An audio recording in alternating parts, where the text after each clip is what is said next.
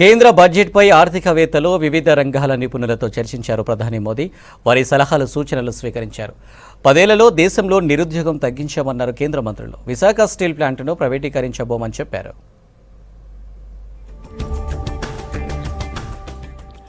బడ్జెట్పై కేంద్ర ప్రభుత్వం కసరత్తు ముమ్మరం చేసింది. ఢిల్లీలో ప్రధాని నరేంద్ర మోదీ ఆర్థికవేత్తలు వివిధ రంగాల నిపుణులతో భేటీ అయ్యారు. సమావేశంలో కేంద్ర ఆర్థిక శాఖ మంత్రి నిర్మలా సీతారామన్, నీతి ఆయోగ్ వైస్ చైర్మన్ సుమన్ బేరీ పాల్గొన్నారు. బడ్జెట్ కూర్పుపై వారితో చర్చించారు. ప్రధాని మోదీ సలహాలు సూచనలు స్వీకరించారు. ఈ నెల 23న లోక్సభలో బడ్జెట్ ప్రవేశపెట్టనున్నారు కేంద్ర ఆర్థిక శాఖ మంత్రి నిర్మలా సీతారామన్. మోదీ మూడోసారి ప్రధాని అయ్యాక తొలి బడ్జెట్ కావడంతో దీనికి ప్రాధాన్యం ఏర్పడింది. 2047 నాటికి అభివృద్ధి చెందిన దేశంగా భారత్ ఎదగాలన్న కేంద్ర ప్రభుత్వ లక్ష్యానికి ఈసారి ప్రవేశపెట్టే బడ్జెట్ రోడ్ మ్యాప్ గా ఉంటుందని భావిస్తున్నారు. గత నెలలో పార్లమెంటు ఉభయ సభలను ఉద్దేశించి ప్రసంగించిన రాష్ట్రపతి ద్రౌపది ముర్ము సంస్కరణల వేగాన్ని పెంచేందుకు ప్రభుత్వం చర్యలు తీసుకుంటుందని చెప్పారు. భారత్ 3వ అతిపెద్ద ఆర్థిక వ్యవస్థగా ఎదుగుతోందన్నారు కేంద్ర మంత్రి హర్దీప్ సింగ్ పురి. 10 ఏళ్లలో 2.5 కోట్ల మంది పేదరికం నుంచి బయటపడ్డారని చెప్పారు. దేశంలో ఉపాధి కల్పనకు కేంద్రం ప్రాధాన్యం ఇస్తోందని తెలిపారు.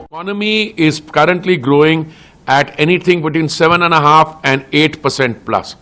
If you sustain this growth, you are moving from a $3.9 trillion economy, which is a $4 trillion economy, to a $5 trillion economy in the next 2 or 3 years.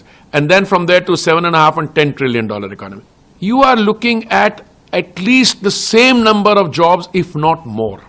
జనాభా నియంత్రణకు కేంద్ర రాష్ట్ర ప్రభుత్వాలు కలిసి పనిచేయాలన్నారు కేంద్ర ఆరోగ్య శాఖ మంత్రి నడ్డా. ఆరోగ్యకరమైన గర్భ నిరోధక విధానాల గురించి ప్రజల్లో అవగాహన కల్పించాలని చెప్పారు. జనాభాలో 65% మంది ఉన్న యువతలో చైతన్యం తీసుకొస్తే జనాభా నియంత్రణ పెద్ద కష్టమేమీ కాదని తెలిపారు. हम सबके लिए खुशी की बात है कि भारत सरकार स्वास्थ्य मंत्रालय लंबे समय से इस बात के लिए सजग रहा है और हमारा एफर्ट और हमारा कमिटमेंट कंटिन्यूअस रहा है, कंसिस्टेंसी रही है. We have not been jumping from one program to another program.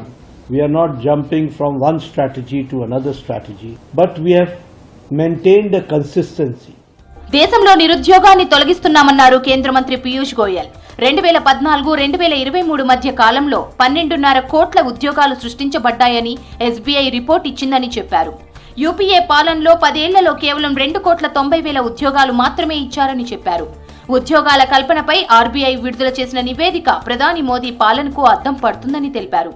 जो बेरोजगारी का आंकड़ा है ये 3.2%, यानी बहुत ही कम बेरोजगारी पर देश का माहौल था.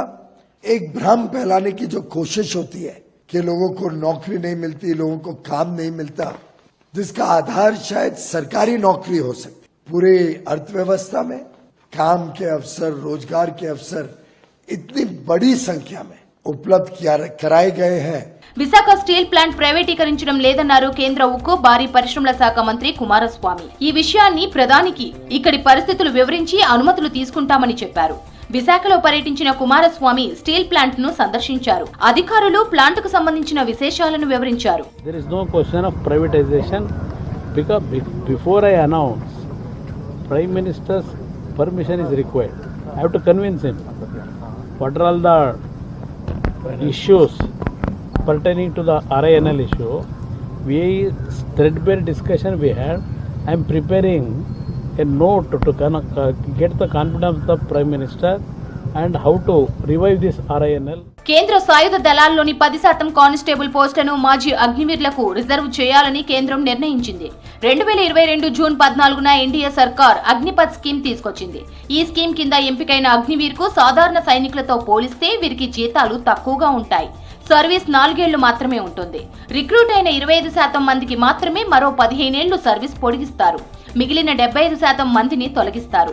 అయితే కేంద్ర సాయుధ దళాల్లోని 10% కానిస్టేబుల్ పోస్టులను మాజీ అగ్నివీరులకు రిజర్వ్ చేయడం వారికి ఊరట కలిగిస్తుందన్నారు రక్షణ రంగ నిపుణులు.